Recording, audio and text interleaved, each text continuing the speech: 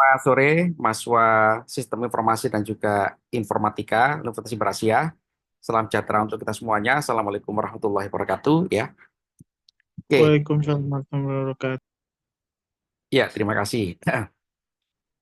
Saudara-saudara, kita lanjutkan materi kita ini dengan mengupas tentang topik ya, research gap ya. Jadi research gap ini atau juga celah riset ya. Celah riset ini merupakan kewajiban dari peneliti itu ya untuk mengeksplor atau mengungkap ya adanya suatu kelemahan dari hasil-hasil penelitian sebelumnya. Nah, riset gap ini juga bisa kita terapkan di dalam skripsi atau tugas akhir ya dengan mengamati adanya suatu kelemahan dari cara kerja sistem. Sebagaimana telah dijelaskan pada topik-topik sebelumnya ya, skripsi atau juga tugas akhir di level S1 ini adalah berupaya untuk menerapkan suatu metode kemudian meningkatkan performansi suatu sistem gitu ya. Berarti peluang daripada research gap di dalam pekerjaan skripsi atau juga tugas akhir ini saudara-saudara adalah adanya celah ya, celah dari penerapan suatu metode sebelumnya pada cara kerja atau sistem yang ada seperti itu ya. Jadi Anda nanti di dalam tugas akhir berupaya untuk menemukan suatu kelemahan metode pada sistem yang ada seperti itu ya. Jadi research gap ini bisa kita terapkan. Nah, research gap ini definisi sederhana adalah itu mengacu kepada Mile ya, yang menemukan pertama kali istilah ini di dalam research method ya. Itu adalah adanya missing area ya, adanya adanya topik atau area yang tidak dibahas di dalam suatu metode atau juga tidak cukup informasi ya, karena untuk menghasilkan kesimpulan yang utuh dari hasil penelitian tentu kita harus meliputi semua area. Nah, di sini bisa kita gambarkan dengan sebagai celah ya. Jadi definisi daripada research gap ini adalah celah penelitian. Yang celah itu adalah merupakan kesempatan bagi kita untuk menutupnya atau juga mengimprove-nya. Nah, seperti itu ya. Jadi riset gap ini celah adanya kesempatan bagi kita ya kan untuk menggenapi atau melengkapi view dari suatu topik riset secara utuh, holistik gitu. Jadi dengan adanya kita menemukan satu celah penelitian, maka kita bisa mengusulkan adanya suatu metode ya. Nah, bagaimana cara kita mengidentifikasi adanya research gap ya? Tentu yang paling mudah adalah dengan identifikasi ya.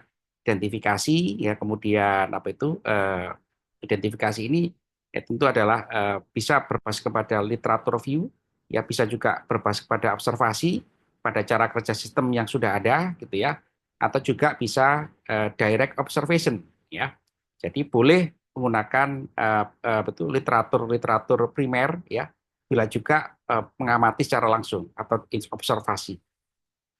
Yang paling mudah adalah orang di era sekarang ya, di era AI ini adalah dengan juga menggunakan artificial intelligence ya, menggunakan software platform-platform AI gitu kan sebagai perbantuan untuk melakukan literatur review. Ya, literatur review kalau zaman sekarang ini banyak sekali ya yang bisa kita gunakan. Nah, itu bisa membantu kita di dalam meng-searching adanya research gap atau celah penelitian. Nah, jenis-jenis daripada celah penelitian ini saudara-saudara atau ketimpangan penelitian ya, itu bisa kita kategorikan menjadi beberapa jenis ya. Ada celah pengetahuan ya, ada celah konseptual dan juga ada celah metodologi ya. Kemudian juga ada data gaps ya atau celah data. Ada practical gaps ya. Nah, Anda gitu kan itu bisa di semua ini. Bisa di semua ini ya, di semua satu, 2, 3, 4, 5 ini bisa semuanya ya. Yang paling gampang yang mana? Yang paling gampang itu adalah di dalam practical gap. Nah, ini practical gap ini paling mudah karena observasi ya, observasi dari cara kerja satu sistem yang tentu itu berbasis pada metode. Nah, kita bahas satu persatu ya. Nah, eh, gap ya, itu juga bisa kita artikan celah, bisa kita juga artikan sebagai ketimpangan ya, ketimpangan atau perbedaan ya. Nah, adanya ketimpangan pengetahuan atau juga celah pengetahuan yang belum terisi dari metode yang sudah ada ini gitu kan, ini bisa kita lakukan dengan literatur review ya. Sebagaimana kita ketahui saudara-saudara, semua metode penelitian itu menggunakan yang namanya pendekatan ya, pendekatan ilmu pengetahuan. Nah, ilmu pengetahuannya tentu adalah berbagai macam multidisiplin. Tiba-tiba setelah kita review gitu kan, dia missing knowledge ya, ada ilmu pengetahuan yang tidak dilibatkan di dalam menyelesaikan suatu problem research. Nah, ini berarti kesempatan bagi kita untuk mengusulkan ya disiplin ilmu yang dilibatkan di dalam menyelesaikan suatu permasalahan. Nah, sebagai contoh adalah masalah-masalah seperti ini gitu ya, itu banyak sekali ya yang seperti kita lihat ya. Zaman dulu gitu kan orang tidak melibatkan pendekatan teknologi informasi. Untuk apa? Untuk misalkan mengolah data-data dari citra satelit ya. Orang itu zaman dulu misalkan dia dapat foto ya dari foto dari teleskop ya. Itu difoto kemudian dia eh, membahasnya atau menganalisanya gitu kan dengan metode-metode yang relatif fisik ya, relatif fisika. Nah, itu zaman sekarang saudara-saudara, itu diusulkanlah metode teknologi informasi itu masuk. Nah, teknologi informasi ini masuk, saudara-saudara. Tiba-tiba kan zaman dulu gitu kan, belum dilibatkan yang namanya teknologi image processing atau pattern recognition. Nah, pattern recognition berkembang jadi ilmu komputer. Nah, akhirnya apa? Diusulkan agar di dalam kita meneliti data-data citra satelit tadi itu masuk, ya kan? Pattern recognition atau pengenalan pola. Nah, itu salah satu contoh bagaimana ya pendekatan penyelesaian masalah ya dari suatu riset ya kan itu ada missing knowledge ya atau missing field atau area yang bisa diusulkan. Nah, seperti itu ya. Dan contoh-contoh lain juga banyak sekali. Konseptual framework ya atau ketimpangan konseptual ya. Ketimpangan konseptual ini juga sama ya. Kalau kita lihat dari belajar dari sejarah-sejarah itu kemajuan ilmu pengetahuan dan teknologi ya orang zaman dulu gitu kan itu waktu mengamati gejala itu elektron ya elektron itu bisa meloncat ya dari permukaan logam ya itu murni proses fisika ya jadi teorinya Einstein gitu kan mengenai fotoelektrik ya efek ya yang dia mendapatkan Nobel gitu kan itu ternyata adalah pada waktu beliau menemukan itu belum memasukkan konsep tentang fisika kuantum. Nah, akhirnya apa? Ya memang pada awal penemuan itu pendekatannya masih pendekatan fisika yang ada pada saat itu. Nah, zaman sekarang gitu kan saudara-saudara untuk membahas photoelectric effect ya, bagaimana elektron itu bisa terstimulasi karena dia bisa meloncat ya dari permukaan logam menggunakan pendekatan fisika kuantum. Nah, itu salah satu contoh framework ya. Framework di dalam mengamati fenomenanya sudah ada gitu ya. Fenomenanya sudah bisa dijelaskan, ya, hanya saja konseptual di dalam membahas tentang fenomena itu ditambahi yang lebih baru lagi, yakni fenomena fisika kuantum. Nah, dulu fisika kuantum itu berkembang. Ya, Einstein itu dulu menolak gagasan mengenai fisika kuantum. Tapi pada saat setelah dia menemukan, walaupun dia menolak, pada akhirnya untuk menjelaskan photoelectric effect ini, ya kan, orang lebih banyak menggunakan pendekatan fisika kuantum. Nah, itu salah satu contoh conceptual gaps ya atau framework ya di dalam memahami suatu fenomena. Yang ketiga adalah methodological gaps ya. Metodologi ini tentu ya itu peluang sebesar-besarnya di dalam menyelesaikan permasalahan-permasalahan di dalam penelitian ya. Orang menyelesaikan masalah penelitian itu memang tidak single ya, tidak single, tidak hanya berdiri sendiri satu bidang ilmu. Apalagi metodenya juga melibatkan banyak metode ya, seperti kita lihat saudara-saudara ya. Kalau Anda pernah dengar gitu ya, itu peristiwa gitu kan di mana itu satelitnya eh, pesawat ulang-aliknya Perancis ya di tahun 80 berapa ya? 80 pertengahan ya menuju ke 90 ya. Itu ramai pada saat itu. Saat itu saya masih SD, masih kecil ya.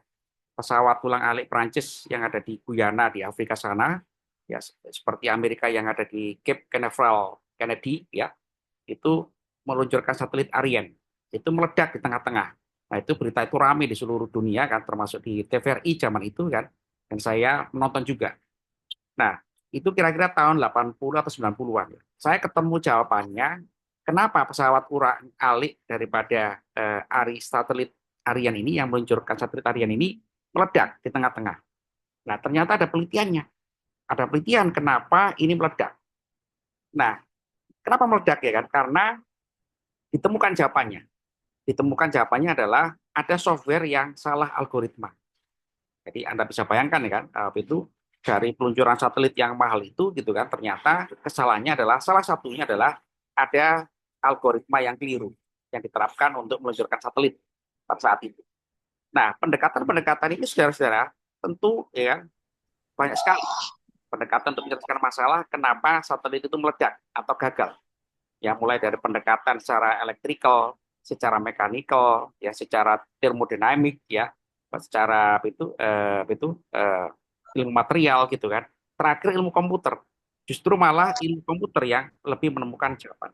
Ya, nah, ini salah satu contoh gitu kan. Nah, metodologi-metodologi di dalam itu ketimpangan yang ada gitu kan, itu bisa bisa kita eksplorasi untuk bisa kita ajukan. Ya. Kemudian juga data gap. Nah, data gap ini juga sama. Data gap ini peluangnya banyak sekali ya di lapangan ya. Jadi tidak suatu riset ya kan, tiba-tiba kalau kita lihat datasetnya kurang. Nah, itu boleh diusulkan metode untuk menambahi datasetnya ya. Apalagi di era AI sekarang ini. Ya, dataset itu bisa kita usulkan sebagai tambahan di dalam menganalisa suatu problem research. Jadi misalkan ya kan di era di ilmu komputer saat ini saudara-saudara, dengan kemajuan AI itu kita bisa menambah data-data yang memiliki relevansi terkait juga peningkatan cara kinerja suatu sistem. Nah, bisa kita turunkan apa bentuknya? Variabel. Pak, dulu orang merancang jaringan itu dengan variabel 1, 2, 3. Sekarang bisa nggak Pak kita mengusulkan variabel keempat sebagai analisa kinerja jaringan? Boleh, asalkan adalah ada relevansinya. Ada relevansi yang mau kita tambahkan di dalam menganalisa suatu performansi suatu jaringan ya, atau juga sistem yang lain. Jadi data gaps ini saudara-saudara memberikan peluang bagi kita semuanya, apalagi kita saat ini di era data science gitu ya, itu untuk menambahi variabel-variabel yang memiliki korelasi atau juga relasi di dalam peningkatan kinerja satu sistem. Nah, gitu ya. Jadi data gap ini juga banyak sekali ya peluang-peluangnya bisa kita masukkan. Nah, yang terakhir adalah practical gap ya. Practical gap ini adalah itu area daripada itu penerapan ya in practical situation. Jadi practical gap ini gitu kan, misalkan adalah Pak, suatu teori gitu kan berlaku secara umum. Bisa nggak teori ini berlaku tidak umum? Nah, itu adalah satu contoh daripada practical gap ya. Kalau misalkan tadi gitu kan di dalam itu di dalam sejarah-sejarah penemuan impact ya saudara-saudara ya. Salah satu contoh yang paling mudah dipahami ini adalah penemuan mengenai teori Bose-Einstein ya. Bose-Einstein ini itu orang Bose ya, orang India, India atau Bangladesh saya lupa ya. Dia menemukan satu teori kan bahwa kalau benda atau atom atau molekul ya itu diperlakukan di luar suhu normalnya, apa yang terjadi? Nah, itulah akhirnya ketemu teori Bose dan Einstein. Nah, selama ini orang melakukan rekayasa ikatan molekul ya, reaksi kimia gitu kan, karena dia berlaku pada suhu-suhu yang normal. Nah, bagaimana kalau suhu itu dirubah? Apa yang terjadi? Nah, itulah teori ya daripada Bose-Einstein ya, yang akhirnya bisa dibuktikan oleh orang Amerika bahwa akan terjadi perubahan daripada struktur molekulnya. Ya berubah itu dalam arti ya memang butuh laboratorium untuk membuktikan ini ya. Nah, ini juga banyak sekali praktikal gap ini gitu ya. Sebagai contoh adalah Pak, kita itu IoT ya. IoT itu selalu menggunakan sensor. Ya, salah satu sensornya adalah sensor cahaya ya. Nah, sensor cahaya ini apa yang prinsip kerjanya? Prinsip kerjanya adalah dia menangkap foton. Ya, foton itu ditangkap ya kemudian foton itu diterima oleh hole. Hole itu adalah daerah yang ditinggalkan oleh elektron di bahan semiconductor. Kemudian setelah dia bisa menangkap foton, dia akan generate elektron sehingga mengalirkan arus listrik. Nah, apa yang terjadi kalau misalkan sensor ini kita rubah perilakunya? Apa yang dirubah? Di dalam penerapannya, Pak, sensor ini kan menangkap pada suhu yang normal, seperti kita saat ini, suhu yang ruangan ya. Apa yang terjadi kalau suhu ini kita turunkan se ekstrim mungkin? Ya, apa yang terjadi, saudara? Disitulah ternyata ada perubahan perilaku. Perubahan perilaku gitu kan, bahwa sensor ini berubah dan bisa menangkap foton yang sangat resolutif, sangat kecil sekali. Ya, jadi foton itu ada teknologi yang namanya single photon detector. Ya, jadi foton itu kan cahaya yang kita lihat ini seperti mengalir ya. Kalau kita melihat cahaya itu karena ada itu teori yang paling umum adalah teori gelombang elektromagnetik yang mengalir secara diskrit, ya kontinum gitu. Tapi apakah bisa kita menangkap single elektron? Nah, single foton ya. Nah, untuk bisa kita mendeteksi single foton ya. Single foton ini bukan berarti satu foton gitu kan, tapi foton yang diskrit yang terlokalisir dalam waktu tertentu. Nah, itu bisa ternyata. Dengan apa? Dengan memperlakukan penerapan yang berbeda. Apa yang berbeda? Sensornya ini diberlakukan pada suhu yang sangat ekstrim, sangat dingin sekali. Nah, disitulah dia bisa menangkap atau menerima foton dengan energi yang relatif berbeda pada umumnya. Nah, ini salah satu contoh practical gap ya, bahwa cara kerja yang umum sensor menerima suhu pada suhu normal, suhu ruangan. Kalau itu diterapkan pada kondisi yang berbeda, tentu akan menghasilkan hasil yang berbeda pula. Nah, di sini adalah satu contoh, saudara-saudara, bagaimana kita bisa menerapkan itu mengamati research gap atau ketimpangan riset atau celah riset berdasarkan penerapannya. Jadi penerapan ini tentu gitu kan di dalam ilmu komputer itu juga banyak sekali ya. Sebagai contoh nanti saya berikan itu diskusi gitu kan. Suatu server didesain bisa diakses oleh sekian juta orang. Kalau dia diekspansi untuk melayani sekian miliar orang, apa yang terjadi? Nah, itu aja sudah merupakan practical gaps ya bagi anak-anak S1. Jadi suatu riset gitu kan di dalam ilmu kita itu juga bisa berlaku adanya practical gap. Sehingga apa? Karena pasti akan berubah. Apa yang berubah? Yang berubah adalah performansi daripada jaringannya. Jaringannya selama ini melayani akses untuk 1 juta orang, ketika dia hanya dirubah jumlah servisnya ya menjadi 5 juta orang, ya itu sudah berubah. Ya, berubah performansinya dan yang lain-lain, dan quality of service dan yang lain-lain. Nah, itu salah satu contoh adanya practical gaps ya. Berarti apa ini? Scalability daripada infrastruktur jaringan yang harus menjadi solusi. Pak, selama ini server saya gitu kan didesain untuk 1 juta orang dengan infrastruktur network atau arsitekturnya adalah sedemikian rupa. Nah, bagaimana kalau ini diekspan menjadi 1 miliar? Nah, tentu kan ada perubahan di situ. Ilmunya tetap sama, ilmu mengenai jaringan komputer atau arsitektur network atau juga network management. Tapi ketika dia dihadapkan pada aplikasi penerapan yang berbeda, itu sudah berubah. Sudah berubah dan memerlukan adanya perancangan ulang daripada sistem atau arsitektur network dan juga network management. Nah, begitu ya. Jadi di dalam itu ilmu komputer kita, saudara-saudara, pengembangan-pengembangan ini gitu kan juga berlaku. Ya, ada pertanyaan, saudara-saudara? Silakan. Halo, halo, halo. Ya, belum ada Pak. Ya, ya, oke ya. Oke, saya lanjutkan ya. Nah, bagaimana kita bisa itu menemukan ya adanya tadi itu ya ada itu knowledge gap ya, conceptual gaps ya, methodological gaps ya kan, data gaps ya kan, dan particle gaps ya. Syarat nomor satu saudara untuk bisa kita menemukan itu semua ini gitu kan, tentu adalah kita harus punya pertanyaan kritis ya, pertanyaan-pertanyaan kritis yang itu memang harus kita bangkitkan ya. Pada saat apa? Pada saat kita mengamati apapun, ya. Nomor satu harus kritis, ya. Ini knowledge gap misalkan. Ilmu pengetahuan apa saja yang selama ini dilibatkan? Apa yang belum? Nah, ini adalah satu contoh pertanyaan kritis yang kita bangkitkan. Conceptual gaps juga sama, ya. Timbang konseptual. Apa yang kita sikap kritis yang dibangkitkan? Sikap kritisnya adalah framework apa yang digunakan untuk menyelesaikan problem research. Ada enggak framework ya, cara pandang konseptual yang selama ini belum dilibatkan.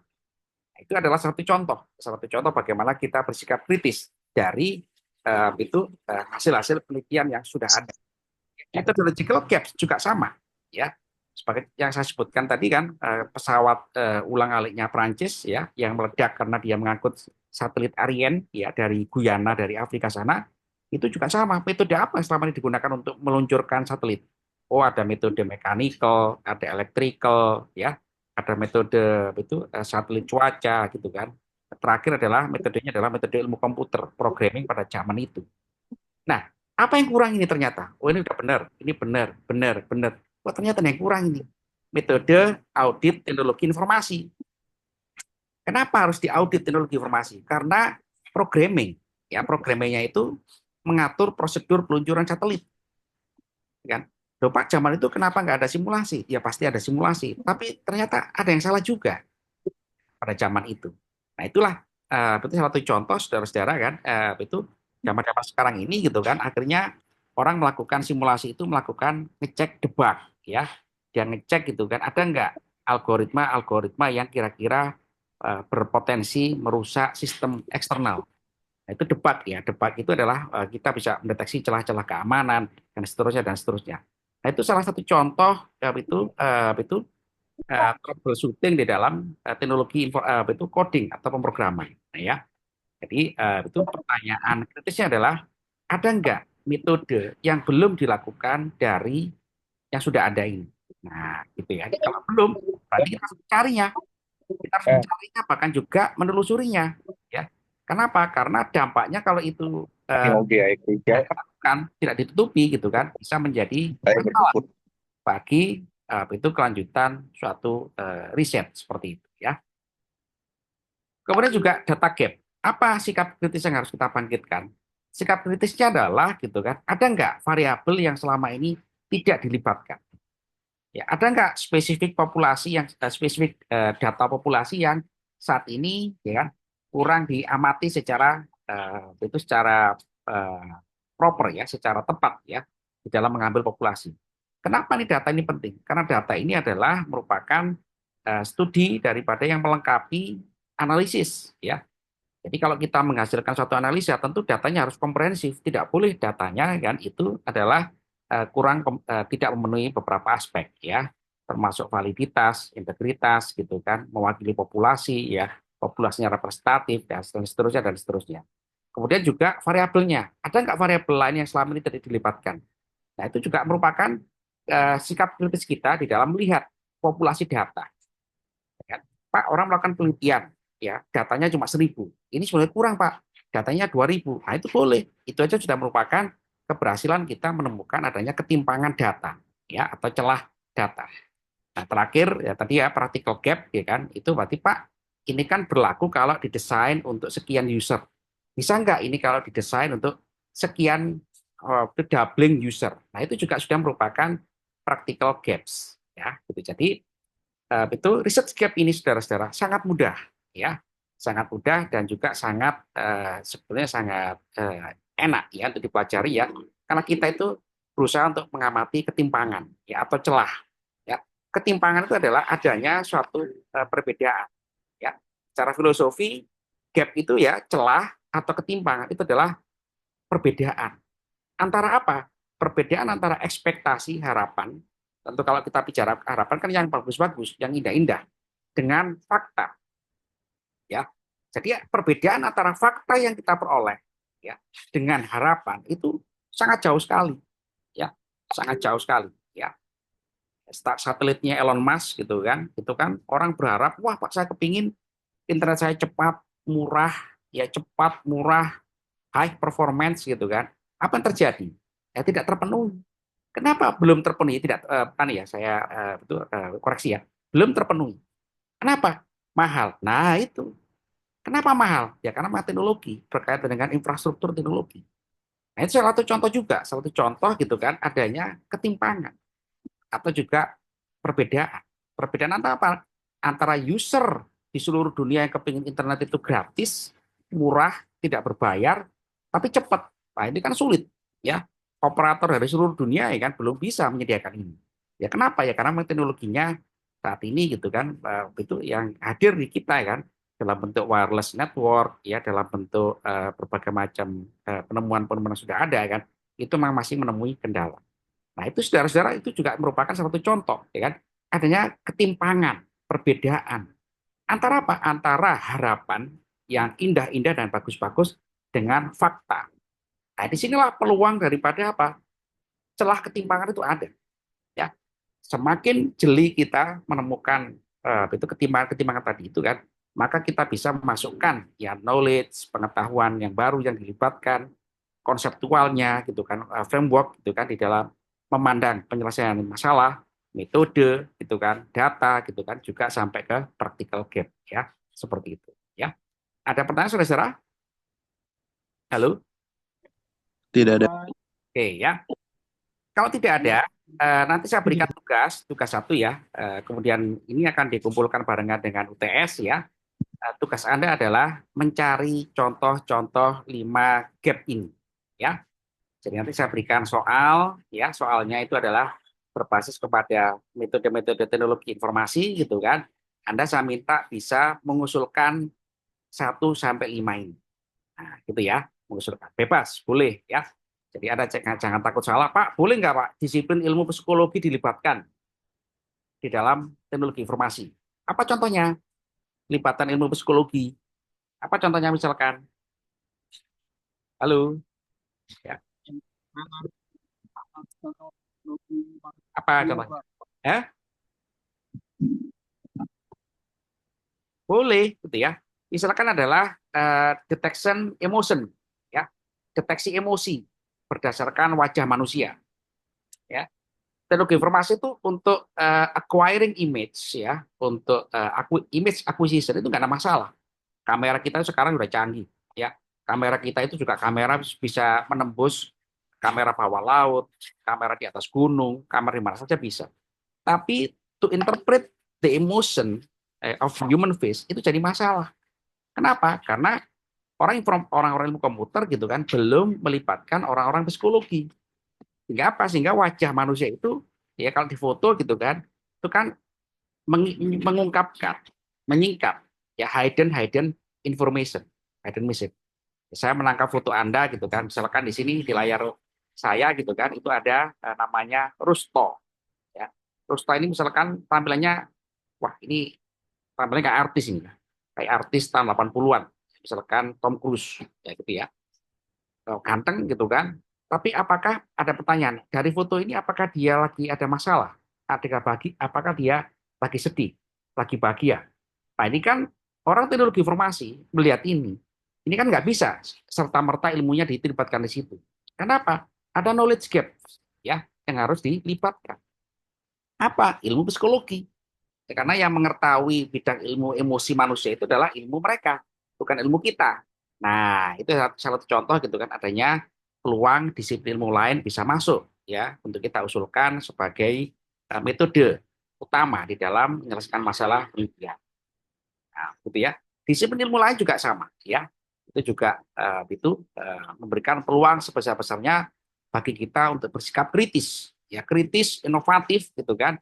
Kenapa? Karena goalnya adalah to solve the problem of the research. Ya, semakin ilmu pengetahuan itu banyak dilibatkan, maka hasil daripada riset itu semakin semakin semakin komprehensif. Ya, tidak bisa gitu kan. Problem riset itu hanya diselesaikan dari satu bidang ilmu. Ya, jadi semua harus bisa dilibatkan. Ya, selogis mungkin adanya pelibatan dari bidang ilmu lain. Begitu saudara ya. Halo, cek. Ya, baik Pak, apakah boleh izin bertanya untuk tugasnya Pak? Silakan. Ya, silakan. Untuk tugasnya itu apakah harus individu atau boleh berkelompok atau bagaimana Pak?